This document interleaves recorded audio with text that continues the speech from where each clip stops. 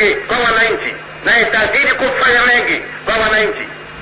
Kwa hivyo mimi nikiwa kiongozi wa serikali hii ya Kenya, mimi nasema siwezi kukubali mtu au vikundi vya watu kuchezea serikali yetu katika ardhi yetu tuliyoipigania. Hapana. Na kwa hivyo baada ya kupayuka rafiki yangu, nenda fundisha watu wako kulima mashamba yao wapate faida, na wako tayari kama wanawafundisha baada ya kupiga kelele huko kelele kule. Kwa hivyo ndugu zanguni, sisi tunataka kuonyesha kwa vitendo. Uhuru wetu hauwezi kwa midomo mitupu. Uhuru wetu ni vitendo, kuonyesha kwa vitendo. Tunafanya hii, tunafanya ile, hiyo ndio tunataka. Lakini watu wa kupayuka sisi hatutaki hata kidogo. Tunataka hii nchi hii tulime. Mimi nilikwenda karibu na kwako wewe Bwana Odinga kule juu. Nimekwisha peleka youth kufyeka mizitu huko, kufyeka majani watu walime. Na nilipokwenda huko, nilipoangalia wananiambia, mzee, watu wanakwisha fyeka, lete majembe ya kulima mashamba haya. Mimi nasema kwa njia mzuri, mimi nitaleta majembe. Wanageuka wananiambia, mzee, na nani atashimba hii shamba? Nikaambia, kwa mama zenu. Kama hamtumii mikono yenu kushimba udongo wenu mtoe mali, basi shauri yenu, mzililie serikali. Kwa hivyo rafiki yangu, wafundishe hawa watu wetu, sababu wana akili, wana nguvu ya kushimba mashamba yao, walime mashamba yao, watoe mali, kuliko kupayuka hovyo. Na wewe uwasaidishe.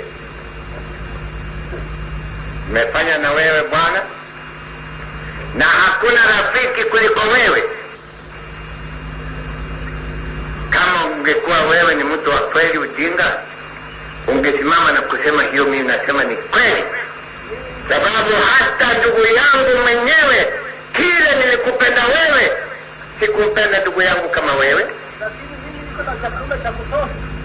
Haya, mzuri. Kama iko na chakula ya kutosha vizuri. Sasa wanakwambia wao wako sawa.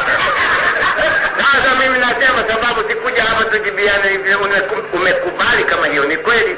Na kama ni kweli, tufanyie wananchi wetu kazi. Baada ya ugomvi wa bure, baada ya watu yako kutia tuba maneno pale, wamepata faida gani? Wengi watalala ndani ya jela, wengi wamekusha pigwa na askari.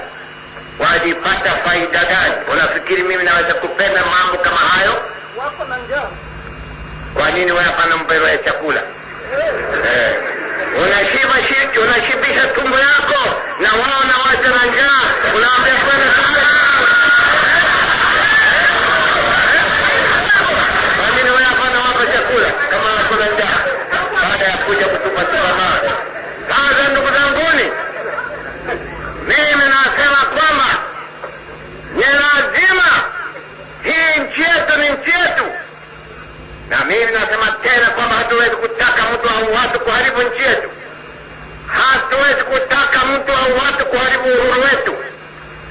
Umoja wa watu wa Kenya utadumu, sababu sisi wote ni ndugu. Mbeberu alitaka kututenganisha, akisema huyu ni Mjaluo, huyu ni Mkikuyu, huyu ni Muluhya, huyu ni Mmasai, huyu ni Mkamba, huyu ni Mzwai. Ndio ngane ayafurahi, sababu katika doctrine yake, katika mipango ya beberu ni divide and rule. Gawanya ndio uweze kutawala. Labda walikugawia hiyo kitu baba, na wewe unataka kutugawanya ndio utatutawale. Tutakubali hiyo, tunakataa. tunakataa. Haya, mimi niko na uwezo, na mimi kama unajua rafiki yangu, mimi niko na uwezo. Ndio, mimi niko na uwezo, na mimi nitatumia uwezo wangu kwa njia nzuri, hapana kwa njia ya kutupa mawe pale njiani. Njia nzuri, tutafute chakula ya wananchi, tutafute dawa nzuri ya kuwapa watu wetu, kama hospitali hii ambao wanataka kuiharibu. Tutafute dawa nzuri ya kuwatibu, tutafute mashule mazuri, watu wetu wende wakasome, tufanye mabarabara mazuri, watu wetu wapate kwenda katika njia nzuri na mambo kadhalika. Tutafute kulima kuzuri, ndio wananchi wetu wapate mali kutoka katika udongo wao. Hiyo ndiyo kazi yetu tukiwa KANU, hiyo ndiyo kazi yetu, na tunawasaidisha wananchi wetu, na ni lazima tutazidi kuwasaidisha. Nitaendelea na kukuambia